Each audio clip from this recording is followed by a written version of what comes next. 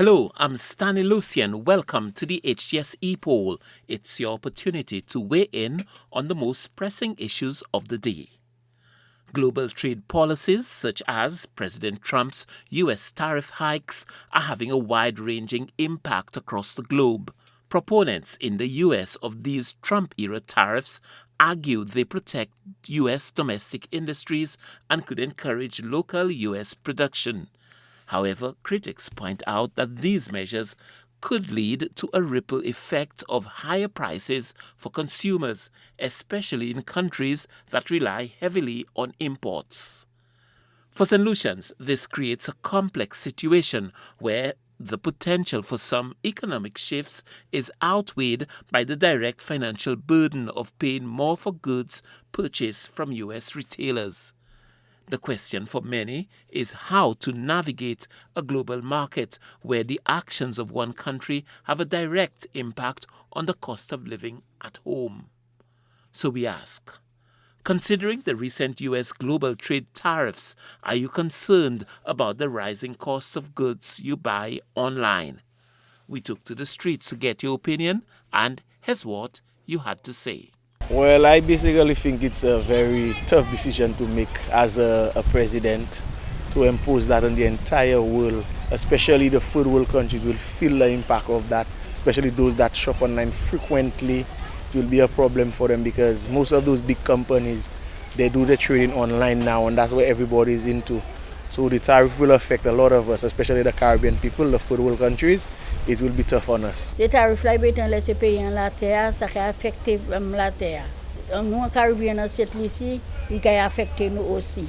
Like he's destroying the country slowly but surely.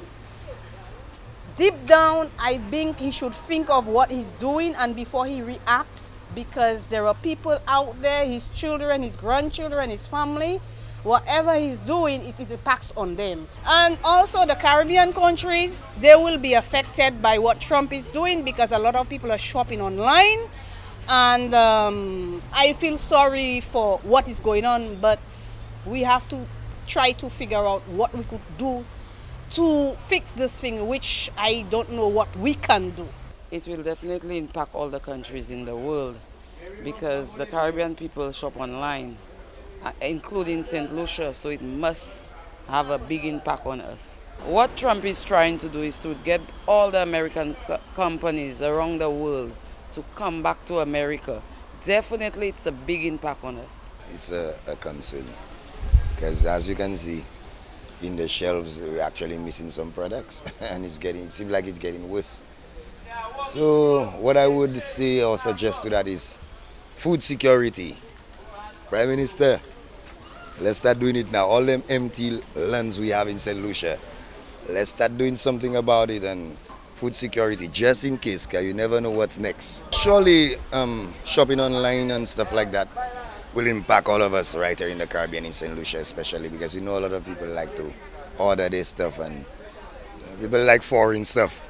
So right now, the foreign stuff is going to be kind of way right now for the time because the man put his tariffs and the man want these people to come back to his country, to their country.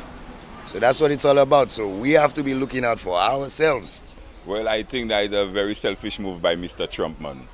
Trump is just trying to put his knee in the whole world fruit, you know. Even the Caribbean countries, China, everybody will suffer from that, you know. Even America will suffer from the tariff because, you know, it's not every company that will come to the States and operate, you know, because a lot of the resources are away from the States, you know, so it will be cheaper for the companies to do their business outside the States than inside the States, you know. I don't support the tariff, man. That's just a bullying from Mr. Trump. People that shop from Shein, you know, all them different cheap places, you know, will suffer, you know, because the tariff jacking up all them things is 100% tariff, 50%, you know. It's a lot of bad things Trump doing to the world there, man. Tariff Trump, man, here Trump gale là. Il veut toute American company, vieux l'Amérique, et c'est mouna, qui ka shop online, en Caribbean. Il veut affecter yo because il veut toute compagnie Amérique. Vieux l'Amérique, mais tarif là mais à tout on laisse mouna. So c'est mouna ka pige, c'est au niveau ka hele. Because right now, Miss Trump gadi pour entrer l'Amérique, on connaît $15,000 c'est US. Si vous pas ni ça, ou pas centré. Et stop bizan laisser moun. So Trump senti beaucoup mauvais. So at the end of it, nous ni pour mettre tête nous ensemble pour ça. C'est pas Trump qui world leader. Trump pas un bon Dieu la terre. Now to our new discussion. Following an alarming spike in gang and gun-related violence over the past several years, the southern community of Vieux-Fort has experienced a significant decline in crime. This improvement is widely seen as being due in part to the efforts of the UBUNTU movement, a community-led initiative focused on addressing the root causes of violence through social intervention and youth empowerment. The movement's strategies have included creating safe spaces, implementing after-school programs, and engaging at-risk youths to provide them with positive alternative to a life of crime. As a result, the community has seen a reduction in gun violence and an overall sense of enhanced security, a development that has drawn attention from across the island.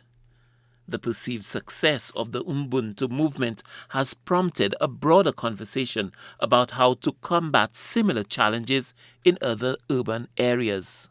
So we ask, do you think the social methods used by the UBUNTU movement to address crime in Vieux-Fort could be replicated in other communities?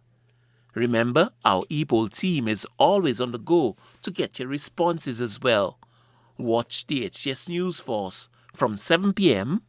for the results and a new discussion.